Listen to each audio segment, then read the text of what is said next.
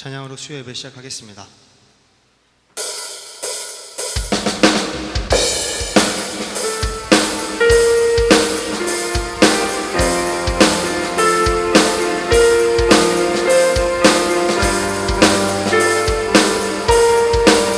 우리 함께 고백하겠습니다. 주님의 마음 있는 곳.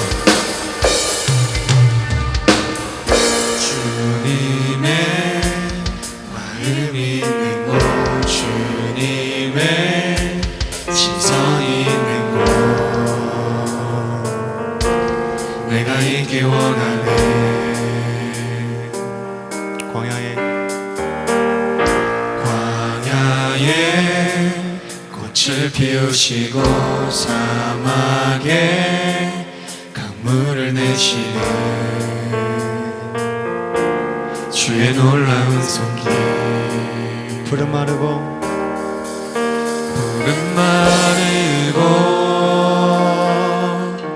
꽃은 시드나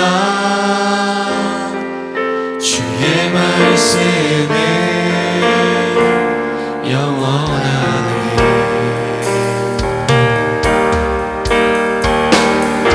나의 맘 주의 성전이 되어 영원한 주의 말씀을 향해 주의 마음 있는 곳으로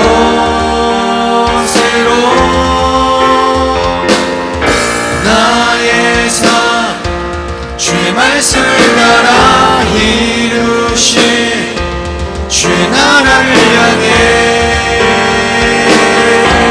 주의 시선 있는 곳.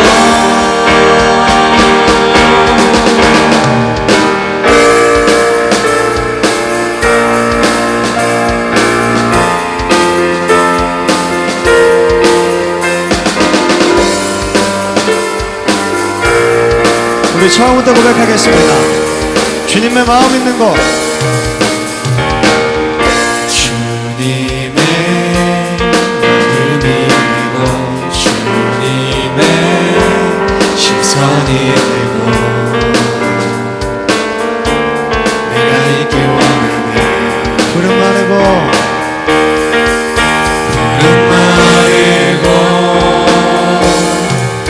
꽃은 시나 주의 말씀에 영원하네. 전능하신 주, 전능하신 주, 거룩하신 왕, 주의 말씀, 주의 말씀을 이루시네.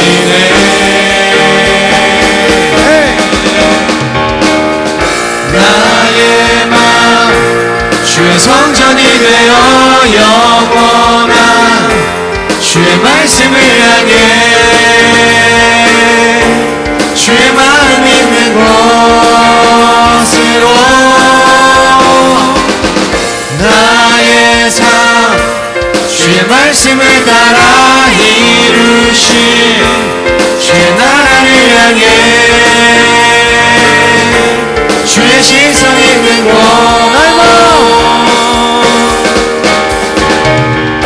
나의 맘 주의 성전이 되어 영원한 주의 말씀을 향해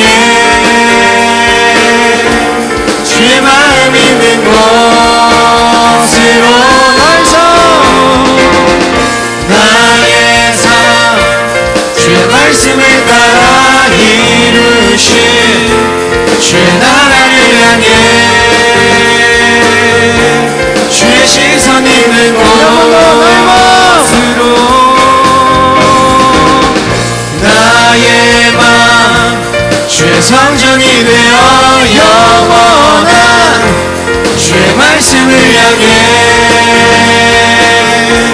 주의 마음 있는 곳으로 나의 삶 주의 말씀을 따라 이루신 주의 나라를 향해 주의 시선 있는 곳. 주님의 마음 있는 곳. 주님의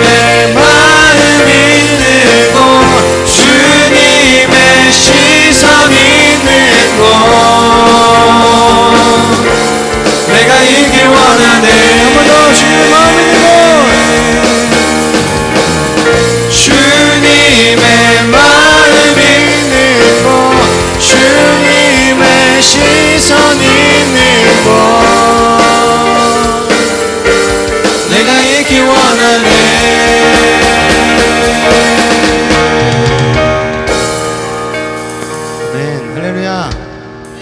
수협에 오신 여러분들 환영합니다. 오늘 말씀은 로마서 12장 1절부터 2절 말씀입니다. 로마서 12장 1절부터 2절 말씀 같이 읽겠습니다. 그러므로 형제들아, 내가 하나님의 모든 자비하심으로 너희를 권하노니 너희 몸을 하나님이 기뻐하시는 거룩한 산 제물을 드려라. 이는 너희가 드릴 영적 예배니라.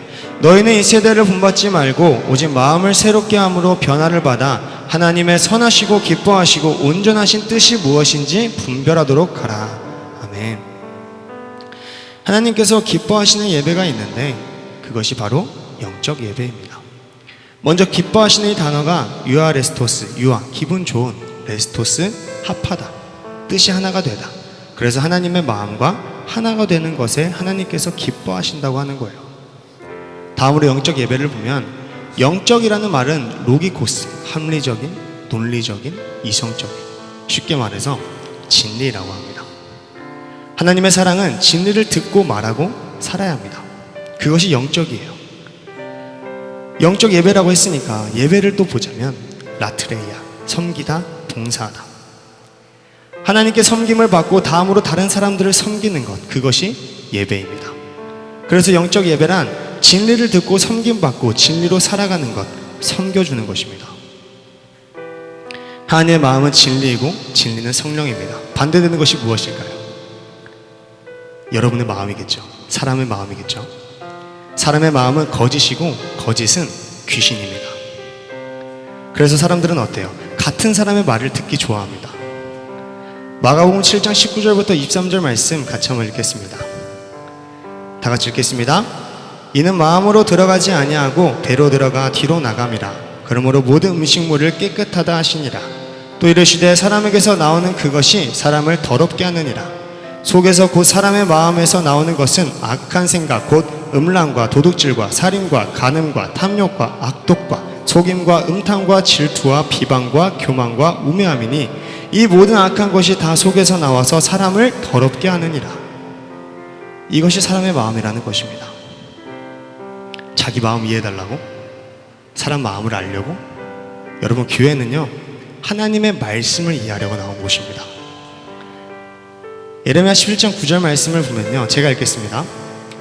만물보다 거짓되고 심히 부패한 것은 마음이라 누가 능히 이를 알리요. 여러분의 마음이 어떠하냐? 부패하다, 썩었다, 냄새가 난다. 너희들 마음을 이해해달라고? 아니다. 하나님의 마음을 알려고 교회에 나온 거야.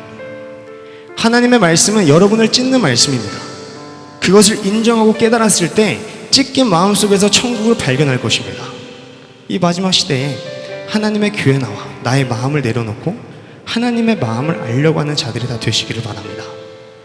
나의 마음을 하나님 아버지의 마음에 있는 곳에 두셔야 합니다. 저희는 빛이 아니라 저희는 어둠이에요. 나는 에스트라고 오직 하나님만이 주인공이라는 것을 인정하시길 바랍니다.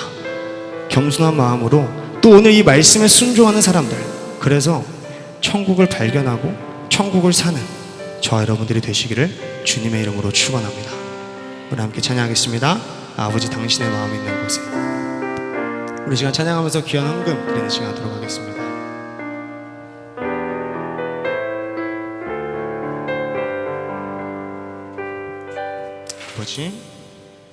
아버지 당신의 마음이 있는 곳에 나의 마음이 있기를 원해요. 아버지 당신의 눈물이 고인 곳에 나의 눈물이 고이길 원해요. 아버지 당신이 바라보는 영혼에게 나의 두 눈이 향하길 원해요. 아버지 당신이 울고 있는 어두운 땅에 나의 두 발이 향하길 원해요. 나의 마음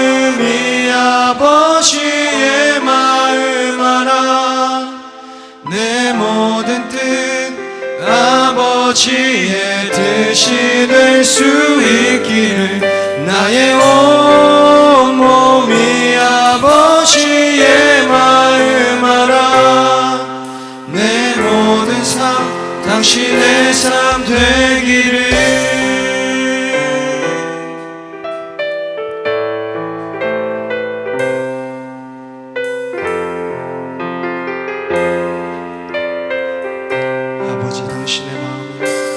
아버지 당신의 마음이 있는 곳에 나의 마음이 있기를 원해요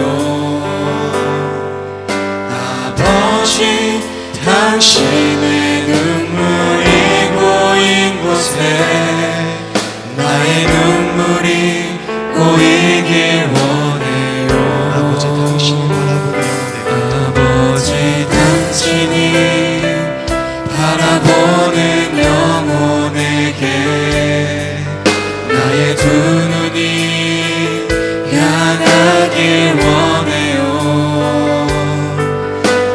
아버지 당신이 울고 있는 어두운 땅에 나의 두 발이 향하길 원해요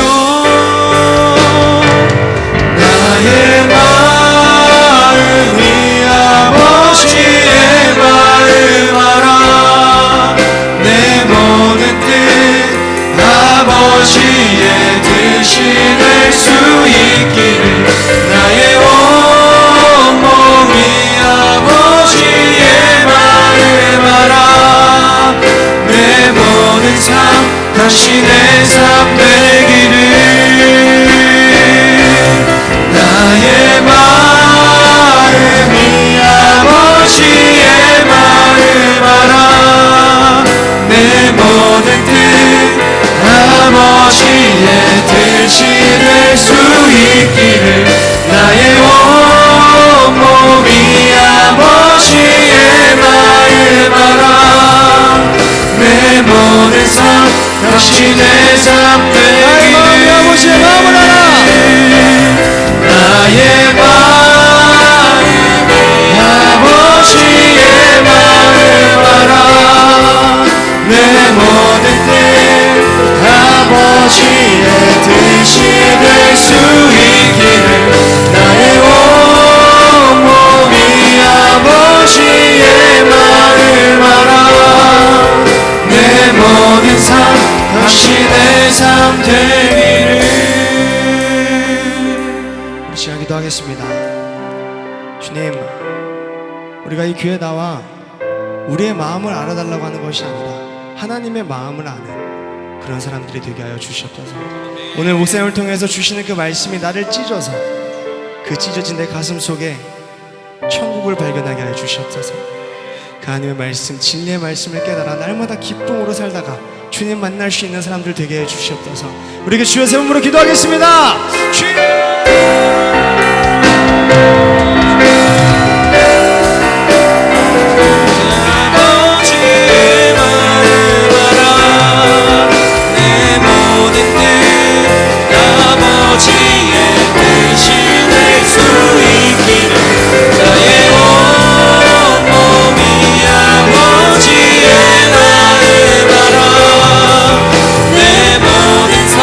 당신의 삶 되기를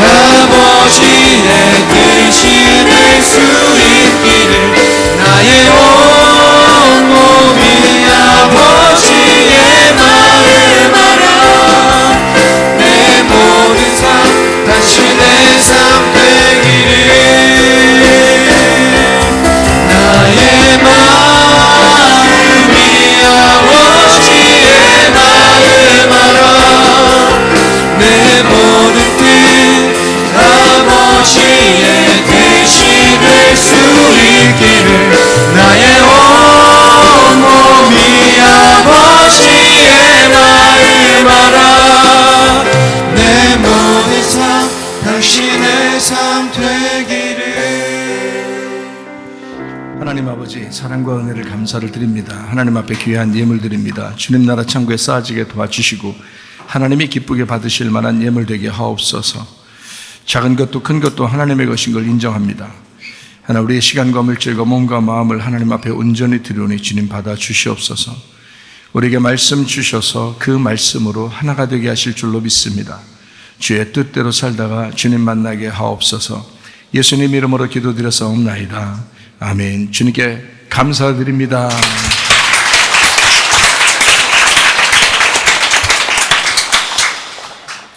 성도들의 기도향, 요한계시록 5장 8절 말씀.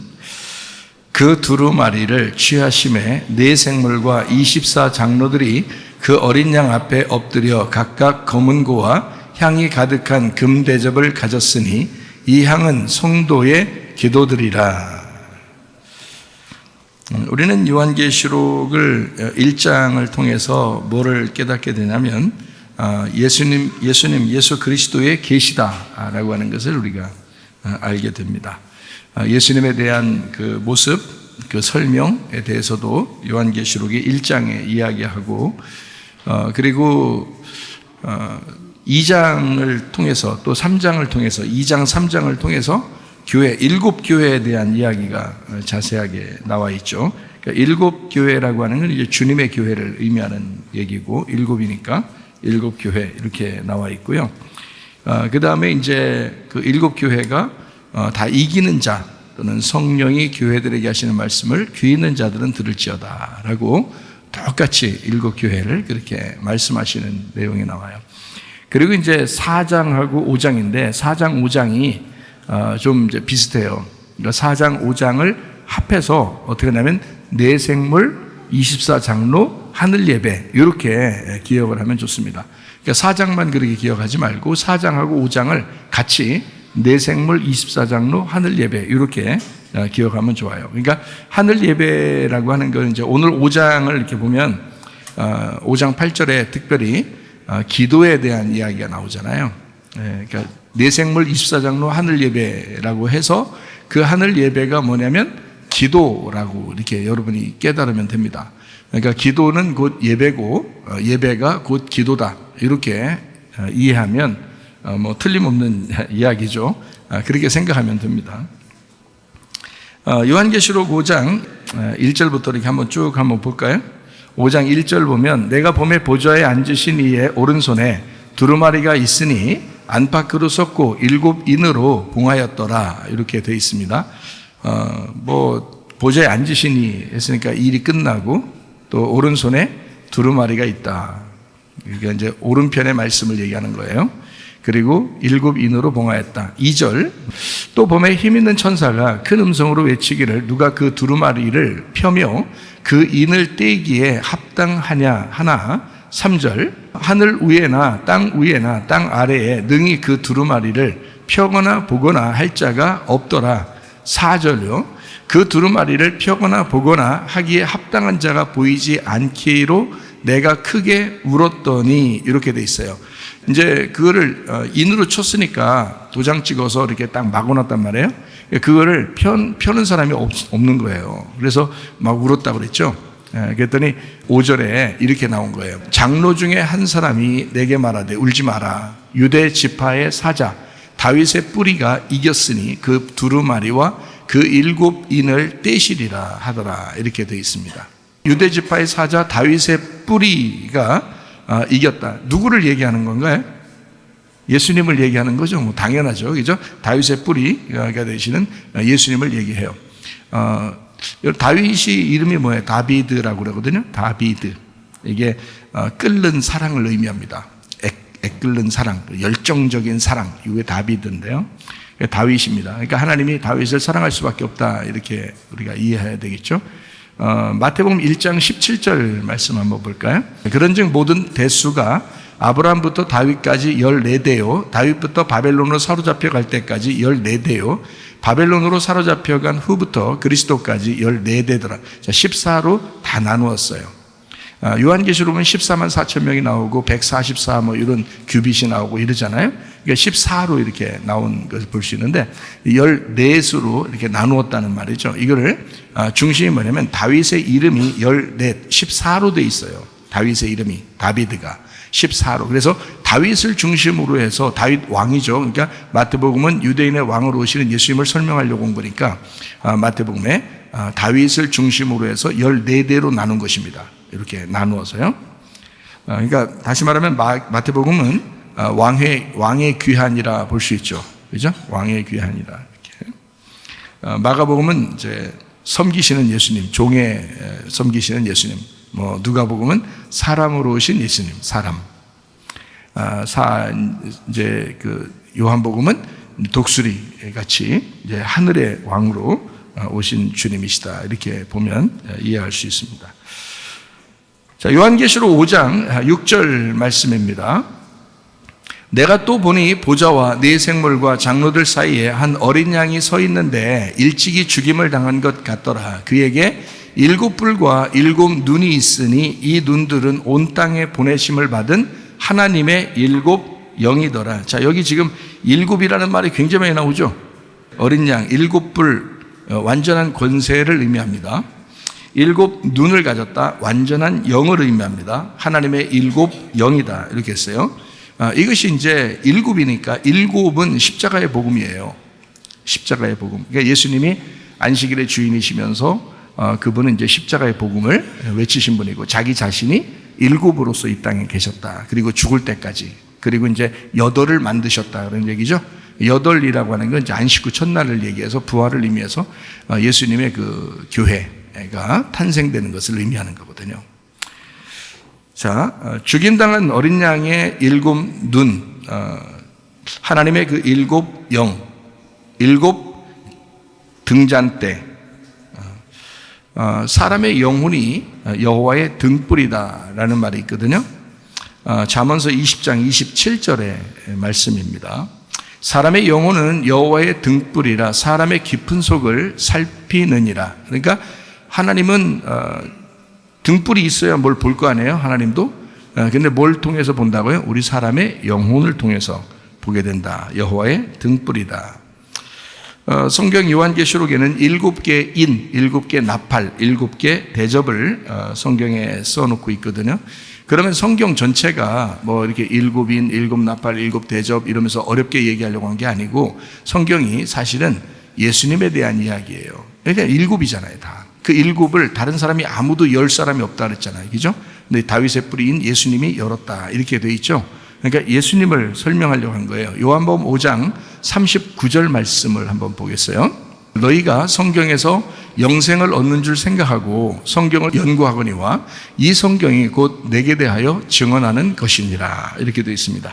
구약 성경을 얘기하는데 여기서는요, 구약 성경 자체가 예수님에 대한 이야기다라는 것을 얘기하고 예수님이 직접 와가지고 신약을 완성했죠. 그러니까 구약 성경이 신약으로 완성되었다. 이렇게 볼 수 있죠. 7의 완성입니다. 모든 것이요.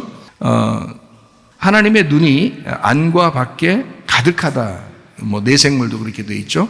안과 밖에 가득하다. 하나님은 뭘 통해서 이렇게 보고 있다는 얘기예요? 이스라엘 백성들을 통해서 세상을 보고 있다는 얘기입니다.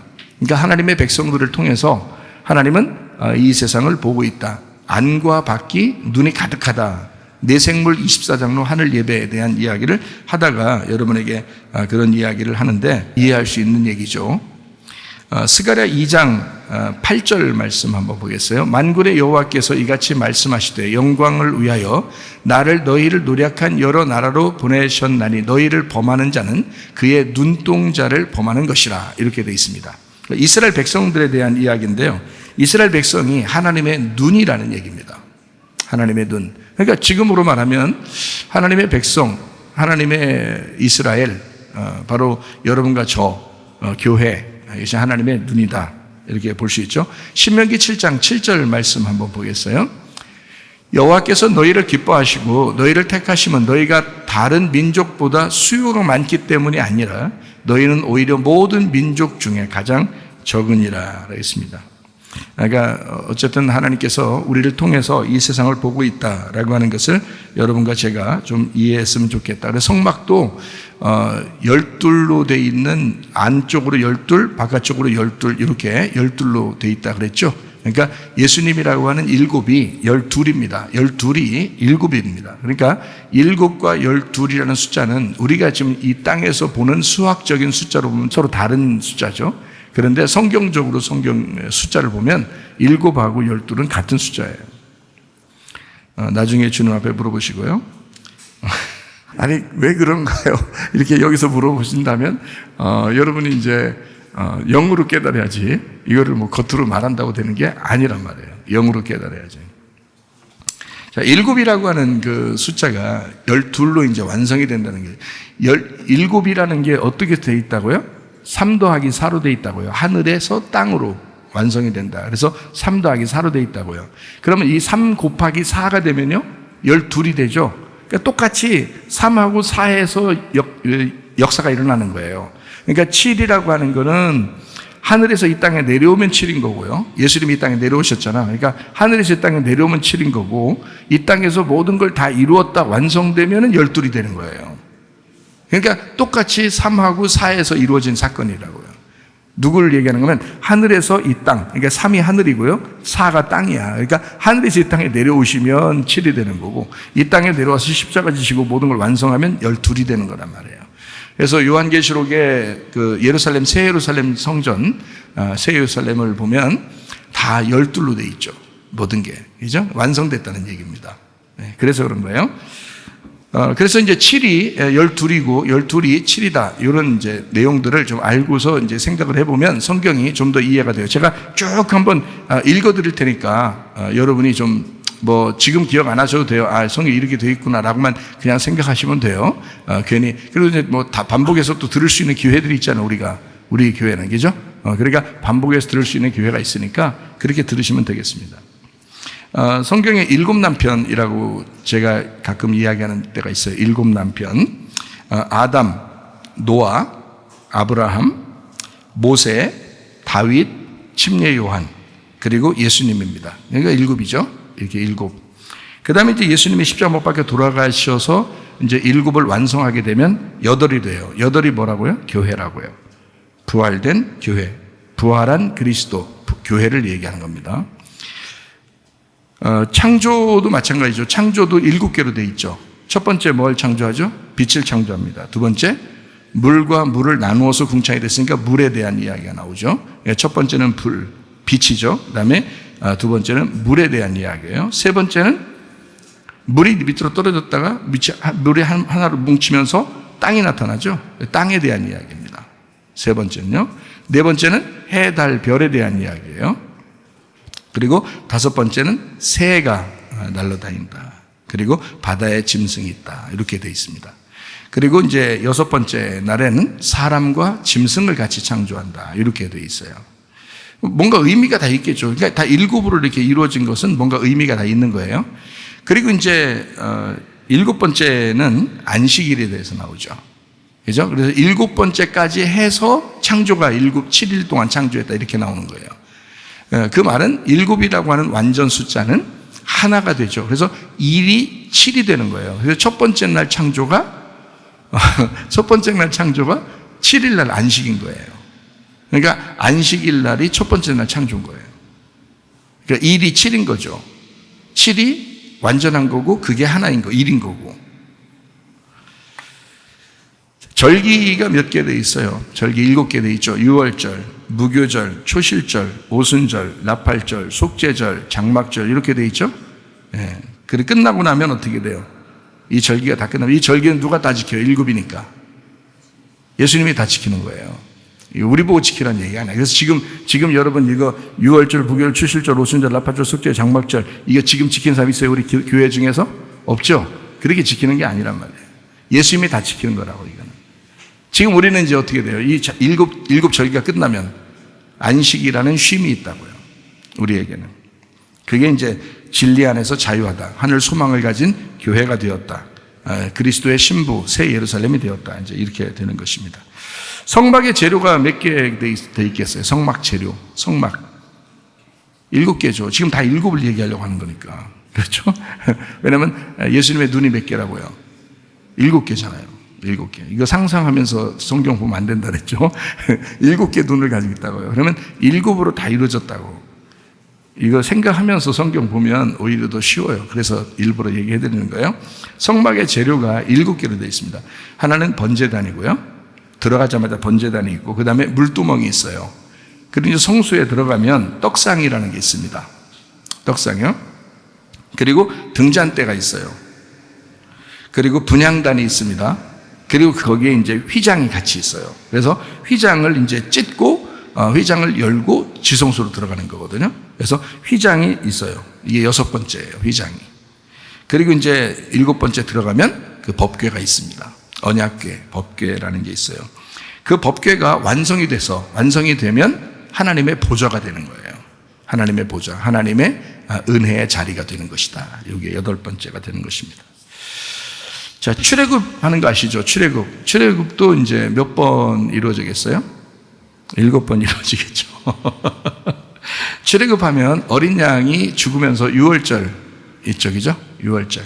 그 다음에 바로 맞닥뜨리는 게 어디를 맞닥뜨려요? 유월절 어린 양의 피로 구원받고 바로 나와서 어떻게 해요? 어떻게 해야 돼? 홍해바다 건너가야 되죠? 2번째 홍해바다란 말이에요. 그리고 홍해바다를 건너서 이제 광야로 들어가자마자 뭘 줘요? 뭘 주기 시작해요? 만나를 주기 시작하잖아요. 떡상과 똑같죠? 그죠? 그리고 이게 2번째 거는 홍해바다는 물두멍과 똑같죠? 첫 번째 번제단이라고 하는 건 어린 양, 유월절 어린 양 그 구원받은 거가 똑같죠, 그죠? 그리고 이제 가가지고 하나님께서 만나를 내려주시면서 인도하는 게 있어요. 인도하는 거. 그게 뭘까요? 구름기둥, 불기둥이죠. 그죠? 구름기둥, 불기둥. 구름기둥 안에 불기둥이 있고요. 그래서 이게 같은 거예요. 그러니까 빛이 있는 거죠. 그죠? 등잔대 빛이 있는 거예요. 그 다음에 바로 이어서 거기에 광야에서 전투가 하나 벌어져요. 어떤 전투가 벌어지나요? 아말렉 전투가 벌어져요. 아말렉 전투가 벌어지면서 이제 여호와 니시 이제 주님께서 승리하셨다. 이렇게 대대로 아말렉과 더불어 싸우리라 이런 얘기가 있죠. 그다음에 이제 아말렉 전투 이제 건너고 여기 광야를 다 지나고 나면은 거기서 어디를 또 이제 가야 돼요. 가나안 땅 들어가려면 요단강을 또 건너가야 돼요. 요단강을 요단강 건너가고 그리고 이제 여리고성을 만나죠. 그리고 여리고성이 무너지게 되죠. 그리고 이제 가나안 정복을 하게 됩니다. 그리고서 이제 천년왕국에 들어가는 것입니다. 그게 이제 가나안 땅 정복해서 거기서 땅을 기업으로 받는 거거든요. 그러니까 출애굽 유월절 어린 양이 있죠. 그 다음에 홍해바다 건너죠. 만나를 주십니다. 구름기둥 불기둥으로 인도하십니다. 그 다음에 아말렉 전투를 하게 하고요. 그리고 승리하십니다. 그리고 요단강을 건너게 되죠. 이게 휘장 찢겨지는 것입니다. 요단강 건널 때 어떻게 돼요? 물이 갈라지죠. 이해가 되겠어요? 그게 휘장 찢겨지는 거예요. 휘장 찢겨지죠. 그게 6번째란 말이에요. 6번째는 예수님의 육체를 말하기 때문에 예수님이 요단강에 가서 침례를 받는 거예요. 그게 휘장 찢겨지는 거라고. 그래서 거기서 예수님이 죽음을 경험함으로써 우리가 살게 되는 거란 말이죠. 요단강. 그리고 나서 거기서 이제 건너가자마자 여리고성을 이제 무너뜨리게 되죠. 여리고성이 대표적인 그 사람의 육체를 말하는 거예요. 그래서 여리고성을 무너뜨릴 수밖에 없는 거라.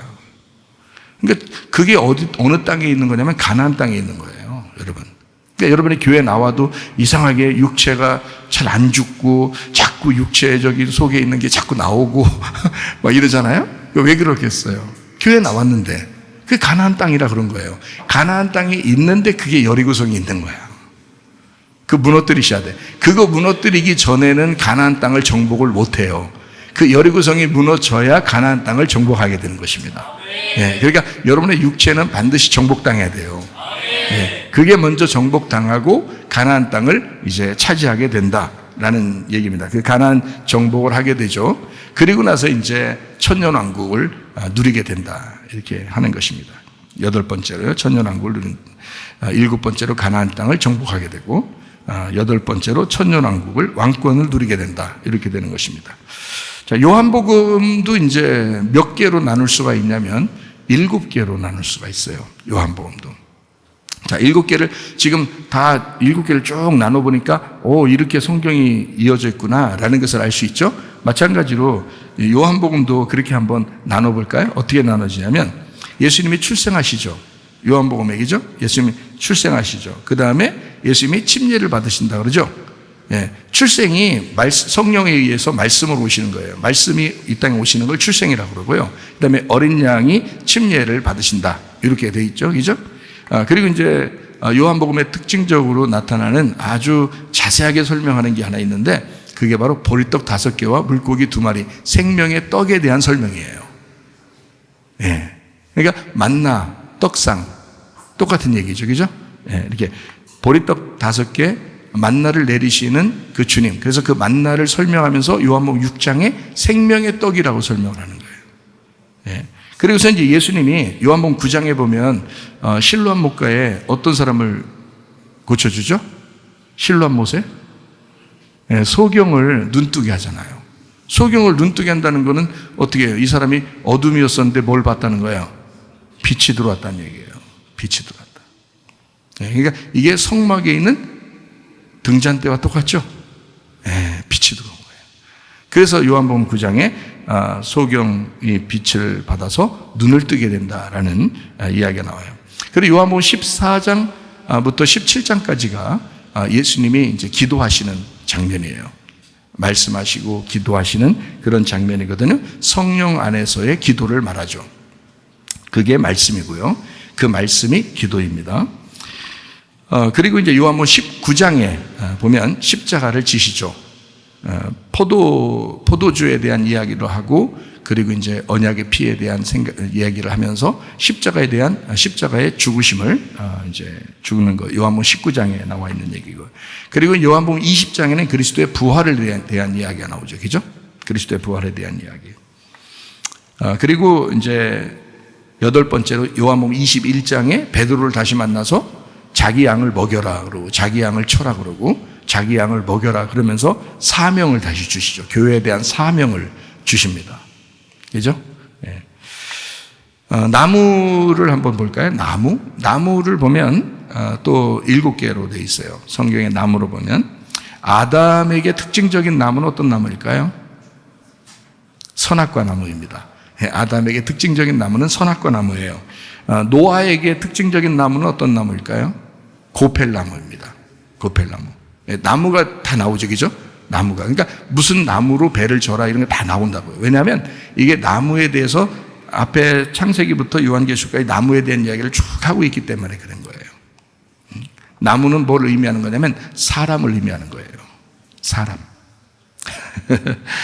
그러니까 자, 아담은 선악과 나무, 노아는 고펠나무, 그리고 이제 노아가 배에서 나올 때는 포도나무를 심고 포도주에 취했다. 뭐 이런 얘기가 있죠. 그러니까 고펠나무와 포도나무는 아브라함에게는 무슨 나무일까요? 상수리나무하고 에셀나무입니다. 그리고 모세가 법궤를 뭘로 만들죠? 네, 시띠나무로 만듭니다. 그 가시나무예요. 시띠나무, 가시나무, 광야에. 그리고 다윗은 종려나무, 감람나무, 백향목 이런 걸 다 준비합니다. 그리고 예수님은요, 겨자씨에 대한 이야기, 겨자나무에 대한 이야기를 하고, 그리고 감람나무에 대한 이야기를 하고, 그리고 무화과, 포도 뭐 이런 얘기를 하죠. 그리고 이제 예수님이 자기 자신을 뭐라고 표현하냐면 새 포도주, 내가 새 포도주인데 너희들 나를 담으려면 새 부대에 넣어야 된다. 뭐 이런 얘기하고요. 그리고 예수님의 그 포도주의 언약에 대한 이야기를 또 이렇게 하잖아요. 그죠? 그래서 새 포도주에 대한 이야기. 그리고 8번째로 이제 예수님이 십자가 못 박혀 돌아가시고 부활하시게 되면 성령의 교회가 탄생됩니다. 성령의 교회는 무슨 나무일까요? 성령의 교회는 생명나무죠. 예, 요한계시록에 나오니까 이게 완성입니다. 그러니까 7개의 나무로 이렇게 쭉 이어지는 그런 이야기를 할 수 있습니다. 자, 언약도 7개로 우리가 볼 수 있죠. 아담에게는 선악과 언약을 하고요. 그리고 노아에게는 부지게 언약을 하죠. 그죠? 아브라함에게는 횃불 언약을 합니다. 횃불 언약이요. 그러니까 선악과 언약은 창세기 2장에 나오는 얘기고, 노아에게 무지개 언약은 창세기 9장에 나오는 얘기고요. 그리고 아브라함에게 횃불 언약을 할 때는 창세기 15장에 나오는 얘기예요. 그리고 모세에게는 어떤 언약을 하죠? 시내산 언약을 합니다. 이게 율법을 주시는 시내산 언약, 출애굽기 24장에 나와 있는 얘기예요. 그리고 이제 다윗에게는 무슨 언약을 하나요? 성전 언약을 해요. 성전을 짓게 만들어 주겠다. 네 아들을 통해서 성전 짓게 만들어 주겠다는 성전 언약을 합니다. 사무엘하 7장에 나오는 말씀입니다. 그리고 예수님에게는 무슨 언약이죠? 포도나무 언약이 있습니다. 그래서 요한복음 15장에 예수님은 자기를 포도나무요 너희는 가지니 서로 뗄래야 뗄 수가 없는 관계다, 이런 이야기를 하고, 예수님이 주의 만찬에서도 자기를 이제 주의 만찬 포도주에 대한 이야기를 이제 하죠. 그게 6번째 언약의 피에 대한 언약입니다. 이게 마태복음 26장에 나와 있는 말이에요. 자, 그리고 이제 마지막 요한계시록 2장 그리고 22장 그리고 이게 보면은 어떻게 되면 생명나무에 대한 언약이 있어요. 이게 이제 교회에게 약속하는 겁니다. 생명나무에 대한 언약, 이렇게 8번째로요. 자, 그러니까 여기에 이제 요한계시록은 몇 개의 교회가 나타난다고요? 7개의 교회가 나타난다고요. 2장 3장에 보니까 그렇죠. 어떠한 교회가 나타나요? 에베소 교회, 그리고 서머나 교회, 그리고 버가모 교회, 그리고 두아디라 교회, 사대 교회, 빌라델비아 교회, 그리고 라오디게아 교회, 이렇게 되죠. 그럼 7개가 끝나면요, 7개가 끝나면 이 7개 교회가 완성이 되면 하늘 보좌가 된단 말이에요. 그래서 하늘 보좌에 앉아있는 축복, 교회가 완성이 됐다, 이 말입니다. 자, 요한계시록 5장 7절 말씀 보겠습니다. 그 어린 양이 나와서 보좌에 앉으신 이의 오른손에서 두루마리를 취하시니라. 하나님의 보좌 오른손, 오른편에 있다. 이것이 우편입니다. 그죠? 그러면 우편이란 말은 어디에 있었다는 얘기예요? 먼저는 좌편에 있었다는 얘기예요. 우위에라는 얘기는 먼저 어디에 있었다는 얘기? 아래에 있었다는 얘기예요. 그러니까 요거를 구분 안 하고 성경을 보면 안 되죠. 왜냐하면 오른편, 오른편이 뭐야? 이렇게 그냥 단순히 오른편이 뭐야? 이렇게 하면 안 돼요. 왜냐하면 이거는 성경은 수학적으로 정확하게 이렇게 질서정연하게 정리가 되어 있는 책이에요. 성경은.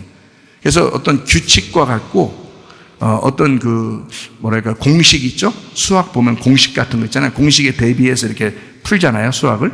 마찬가지로 공식과 같고 규칙과 같아요. 이게 질서 정연하게 딱 정해져 있어서 거기를 벗어나서 해석을 하면 이상하게 되는 거예요. 그 안에 딱 들어가서 해석할 수 있도록 만들어준 것이 성경이기 때문에요. 그러니까 오른편이다, 우편이다 라고 하는 것을 우리 한번 성경 몇 가지만 찾아볼게요. 전도서 10장 2절입니다. 지혜자의 마음은 오른쪽에 있고 우매자의 마음은 왼쪽에 있느니라. 마태복음 26장 64절, 예수께서 이르시되 네가 말하였느니라. 그러나 내가 너희에게 이르노니 이후에 인자가 권능의 우편에 앉아있는 것과 하늘 구름을 타고 오는 것을 너희가 보리라. 마가복음 16장 19절요, 주 예수께서 말씀을 마치신 후에 하늘로 올려지사 하나님 우편에 앉으시니라.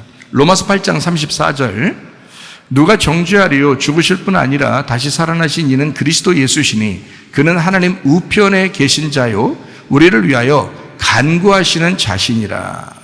우리 예수님이 여러분 어떤 상황에도 불구하고 여러분 어떤 사람인 것 상관없이 우리 예수님이 여러분을 위해서 하나님 우편에서 간구하고 계시대요. 지금도 우리를 위해서 대신 기도하고 계시대요. 그러면 된 거야.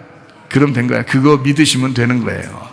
그러니까 안 믿어지잖아요. 잘 안 믿어지니까 이제 고민도 하고 막 염려하고 근심하고 슬퍼하고 이러잖아요. 고통스럽고. 근데 이거를 제대로 믿으면 주님이 나를 대신해서 지금도 기도하고 계시겠구나, 이렇게 생각을 하면 얼마나 그 마음이 뿌듯하고 흐뭇해요.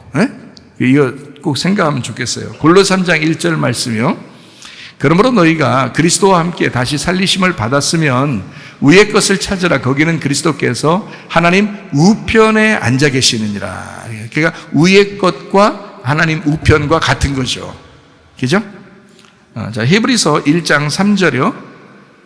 이는 하나님의 영광의 광채시요 그 본체의 형상이시라. 그의 능력의 말씀으로 만물을 붙드시며 죄를 정결하게 하는 일을 하시고 높은 곳에 계신 지극히 크신 이의 우편에 앉으셨느니라. 다 우편으로 나오죠, 그죠?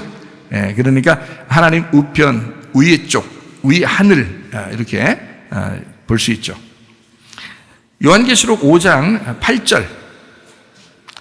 그 두루마리를 취하심에 네 생물과 24장로들이 그 어린 양 앞에 엎드려 각각 검은고와 향이 가득한 금대접을 가졌으니 이 향은 성도의 기도들이라. 이렇게 되어 있습니다. 금향단, 기도를 다른 말로 말하면 교통, 다른 말로 말하면 말씀, 이렇게 볼 수 있습니다. 그러니까 기도는 단순히 우리가 그냥 막 읊조리는 것만 기도가 아니고, 기도는 어떤 상대방과 교통하는 걸 기도라고 그렇게 말하고요. 교통한다는 말은 서로 어떻게 하는 거예요? 서로 교통한다는 말은 상대방과 내가 교통을 한다. 그러면 이건 어떻게 한다는 거예요? 가만히 서 있겠다는 거예요? 양쪽에 서로 뭔가 얘기를 하는 거잖아요. 그러면 나도 얘기를 해야 되지만 하나님도 나한테 얘기를 해야 될 거 아니에요? 그러니까 또 하나님이 말씀하신다 이러면 그런 얘기겠어요, 이게 지금? 그런 게 아니라고. 하나님이 나한테 말하고 나도 하나님한테 말을 해야 되는 게, 이걸 교통이라고 그런단 말이야. 그럼 하나님이 나한테 말하는 걸 뭐라 그래요? 말씀을 얘기하는 거예요. 말씀을, 그죠? 그러니까 하나님의 말씀을 얘기하는 거야. 그러니까 기도는 단순히 우리가 읊조리기만 하는 것만 기도가 아니라 하나님의 말씀을 듣는 시간, 하나님의 말씀을 할 때 그것을 아멘으로 내가 받아들이고 듣는 시간을 기도라 그러는 거예요, 여러분. 그러니까 이게 기도가 그러니까 완전히 구분된 게 아니라는 걸 알 수 있겠죠? 말씀과 기도가 구분된 게 아니에요, 성경에는. 그래서 말씀과 기도로 거룩해진다 그러잖아요. 말씀과 기도가 어떻게 되겠어요? 말씀이 기도고 기도가 말씀이야. 말씀, 다시 말하면 기도로 거룩해지는 거야. 기도, 다시 말하면 말씀으로 거룩해지는 거야. 이렇게 되는 거예요. 그게. 그러니까 사람들은 구분하기 좋아하니까 자꾸 구분한다고. 그래서 말씀과 기도를 구분한단 말이에요. 자기가 기도하는 건 따로 기도하는 거고 말씀 들을 때는 또 따로 말씀 듣는 거니까 이렇게 생각한다고요? 그게 아니라 말씀 듣는 시간이 기도하는 시간이고요. 여러분의 기도의 시간이 말씀을 듣는 시간이라고요. 무슨 말인지 아시겠죠? 그러니까 여기에 기도와 말씀이 같은 것이다 라는 얘기고요. 여기에 검은고와 향이 가득한 금대접이라고 되어 있습니다. 이것은 이 향은 성도들의 기도다 이렇게 되어 있습니다.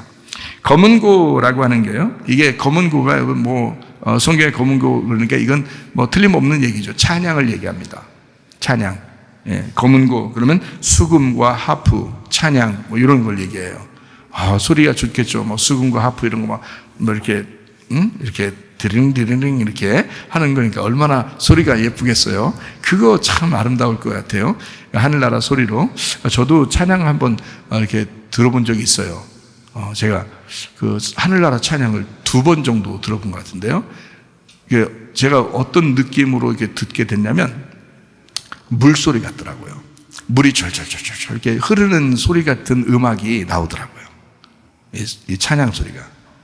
그러니까 찬양을 하는데 사람이 찬양하는 것 같고 천사가 찬양하는 것 같고 찬양을 하는데 분명히 한국말로 찬양하는 건데요. 왜냐면 내가 한국 사람이니까. 내가 한국 사람이니까 한국말로 이제 찬양을 하는데 그 찬양을 하는 소리를 이렇게 들어보니까요. 분명히 찬양인데 물소리 같아요. 막 물이 이렇게 싹 이렇게 흐르는 그런 소리 같은 찬양이에요. 참 흉내내기가 참 힘들지만 그런 찬양이더라고요. 이런 노래 있죠, 왜? 나의 사랑, 나의 생명, 나의 예수님. 이거를 제가 이렇게 불러도 아름답지만, 그렇지만 천사가 이 노래를 불렀다 그러면 어떻게 했어요? 천사가 이 노래를 분명히 제 귀에 들려줬어요. 이 노래를. 근데 물 흐르는 것 같아요. 소리 진짜 들려요.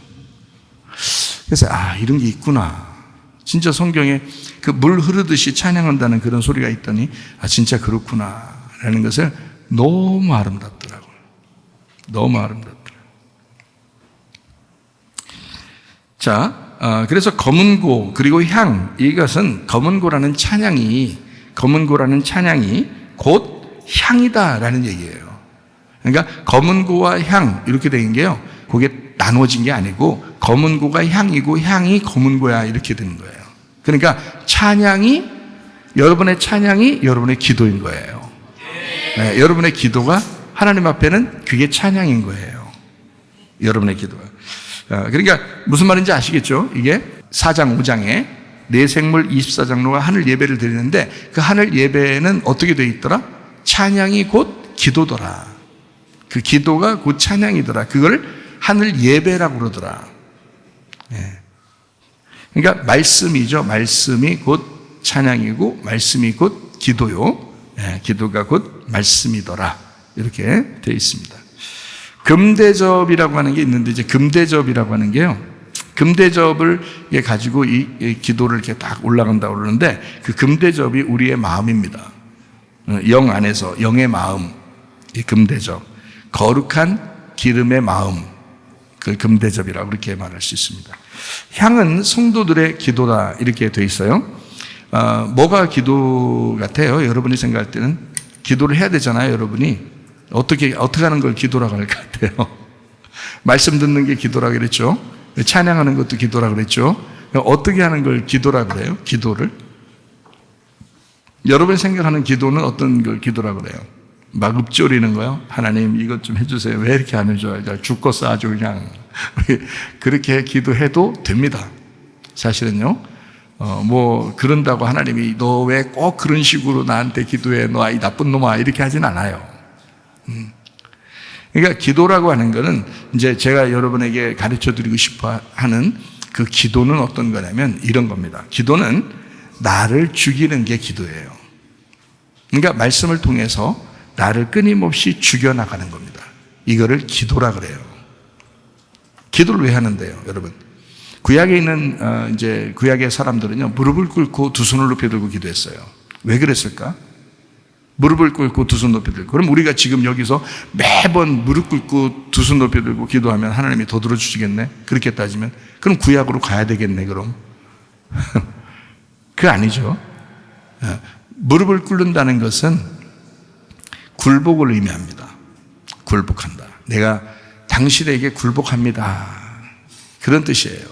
두 손을 높이 든다는 것은요. 왜 손 들어 그러면 어떻게 해요? 항복하고 가잖아요. 항복하는 거예요. 그러니까 하나님 앞에 항복하는 거, 하나님 앞에 굴복하는 거, 이거를 기도라 그러는 거예요. 손만 들었다고 기도가 아니에요. 무릎만 꿇었다고 기도가 아니고 너희의 마음이 하나님 앞에 굴복하고 하나님께 항복하는 마음, 그 자세, 그거를 기도라 그러는 거예요. 자, 예수님이 나를 위해서 죽어주신 것이 기도예요. 예수님이 나를 위해서 죽어주신 것. 그러니까 우리만 내립다 죽여버리려고만 한다는 게 아니고 예수님이 그 나를 위해서 죽어주신 것 있잖아요. 그거를 깊이 생각하는 게 기도예요. 그게요. 어렵지 않죠? 어려워요. 굉장히. 그렇게 맨날 생각이 안 나거든요. 그게 생각이 나면 쉽죠. 근데 생각이 안 나요. 예수님이 정말 나를 위해서 죽어주셨구나 하는 그 생각을 하고 있으면 그걸 기도라 그런다고요. 네. 예수님의 그 영원한 그 죽임당한 제사를 인정하는 것이 기도입니다. 그거를 뭐냐면 향을 올린다 이렇게 말하는 거예요. 그래서 향이 올라가는 성도들의 기도다라고 하는 거예요. 이게 향이 올라가는, 그게 제사 제물의 그 향을 피우는 걸 얘기하는 거거든요. 그러니까 예수님이 영원히 우리를 위해서 죽임당한 그 제사를 인정합니다. 주님의 그 죽으심을, 주님이 나를 위해서 제물 되신 그 죽음을 내가 인정합니다. 그럼으로써 그 죽음을 따라가는 나의 죽음이 기도가 되는 거예요. 이거를. 그래서 주님이 십자가 지시는 게 기도고요. 내가 기도로 인정하는 거죠. 주님을. 그리고 내가 십자가를 지고 또 따라가는 거, 이걸 기도라 그런다고요. 그러니까 무릎 꿇을 수밖에 없죠. 두 손을 높이 들 수밖에 없죠. 굴복할 수밖에 없죠. 하나님 앞에 항복할 수밖에 없죠. 예. 그러니까 그냥 때마다 막 눈물 나죠. 주님 생각하면 때마다. 여러분 안 그래요? 여러분도 그렇죠? 여러분도 때마다 막 눈물 나고 그러죠? 예수님 생각하면. 그렇죠? 우리 교회는 아마 그런 사람 많을 거예요. 그래서 고린도전서 15장 31절이요. 내가 날마다 죽는 게 그게 기도입니다. 그러니까 바울이 날마다 죽는다 그러잖아요. 그걸 기도라 그러는 거예요. 마태복음 11장 28절부터 30절까지 말씀 보니까 수고하고 무거운 짐진 자들아 다 내게로 와라. 내가 너희를 쉬게 하리라. 나는 마음이 온유하고 겸손하니 나의 멍에를 메고 내게 배워라. 그리하면 너희 마음이 쉼을 얻으리니 이는 내 멍에는 쉽고 내 짐은 가벼움이라. 어떻게 하는 게 기도냐면 온유와 겸손이 기도입니다. 자, 자기 자신이 죽는 거, 그러니까 온유하고 겸손할 수밖에 없죠. 그거를 기도라 그렇게 말하는 거예요. 네. 수금과 하프, 이 검은고와 같은 그 금대접, 다시 말하면 찬양받기에 합당하신 우리 성령님 안에서의 그 우리의 마음, 이거를 하나님은 기도다. 그것이 아름다운 향이다. 이렇게 하나님은 생각하신다는 겁니다. 그 영의 마음 안에서 주님과 나의 향을 담아서 드리는 것을 기도라고 하는 것입니다. 그냥 무작정 그냥 소리 낸다고 기도하는 게 아니죠. 나의 포기가 없으면 그건 기도가 아닙니다. 그러니까 하나님 앞에 기도한다는 것은 먼저 어떤 걸 먼저 마음에 딱 가지고 기도해야 되겠어요? 하나님, 내가 포기합니다. 하나님, 내가 굴복하겠습니다. 하나님, 내가 항복하겠습니다. 그러면서 기도하는 거예요. 나의 포기가 없으면 큰 기도가 아닙니다. 이미 기도는 꽝, 뭐 돌리면 꽝 이런 거 나오는 거 있잖아요. 그 꽝이에요, 벌써. 나의 포기가 있으면 기도고, 나의 포기가 없으면 기도가 아니다. 하나님의 뜻을 전달하는 것을 기도라 그러거든요. 그래서 하나님의 뜻이 내 품 안에 들어와야 되는 거예요. 그거를 기도라 그러는 것입니다. 결국에는 나의 뜻이 이루어지는 것이 아니라 기도를 통해서 하나님의 뜻이 이루어지게 만드는 거예요. 그게 기도라고 하는 것입니다. 나의 포기가 없으면 그건 기도가 아니라고 그랬죠. 그러니까 예수님께서 나를 포기하게 만들든지 아니면 내가 주님 앞에 굴복하고 항복하든지 어쨌든 나의 포기가 있어야 그래야 기도가 된다. 하나님의 뜻이 이루어진다. 내 뜻이 아니고. 그게 안 되면, 내가 포기하지 않으면 늘 내 뜻을 자꾸 얘기할 거 아니에요. 안 되면 화가 날 거 아니에요. 하나님에게까지. 왜 이렇게 안 해주냐고. 하나님이 살아있냐고 이러면서. 하나님의 그 원함을 먼저 파악하는 것이 중요합니다. 하나님이 원하는 게 무엇입니까? 나를 통해서 원하는 게 무엇입니까? 우리 가정을 통해서 하나님의 원함이 무엇입니까? 우리 교회를 통해서 하나님의 원함이 무엇입니까? 하나님이 말씀해 주시지 않으면 우리는 아무것도 알 수가 없습니다. 그러니까 하나님 앞에 하나님의 원함, 하나님의 뜻은 반드시 내 뜻이 아니라 하나님의 뜻이 이루어져야 된다. 그거를 온유와 겸손이라고 말하는 것입니다. 자, 요한계시록 5장 9절 말씀입니다. 그들이 새 노래를 불러 이르되 두루마리를 가지시고 그 인봉을 떼기에 합당하시도다. 일찍이 죽임을 당하사 각 족속과 방언과 백성과 나라 가운데서 사람들을 피로 사서 하나님께 드리시고, 여기에 새 노래, 이거는 새 복음을 의미합니다. 언약궤를 담당한 그 제사장, 어린 양의 피로 사신 그 교회, 새 복음을 외치는 사람들.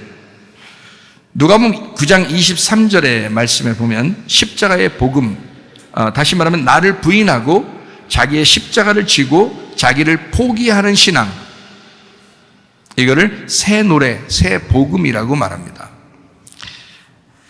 요한계시록 5장 10절 말씀이요. 그들로 우리 하나님 앞에서 나라와 제사장들을 삼으셨으니 그들이 땅에서 왕노릇 하리로다 하더라. 하나님의 나라와 제사장을 삼았다. 땅에서 왕노릇 하라고, 이런 말이죠. 베드로전서 2장 9절 말씀입니다. 그러나 너희는 택하신 족속이요 왕같은 제사장들이요 거룩한 나라요 그의 소유가 된 백성이니 이는 너희를 어두운 데서 불러내어 그의 기이한 빛에 들어가게 하신 이의 아름다운 덕을 선포하게 하려 하심이라.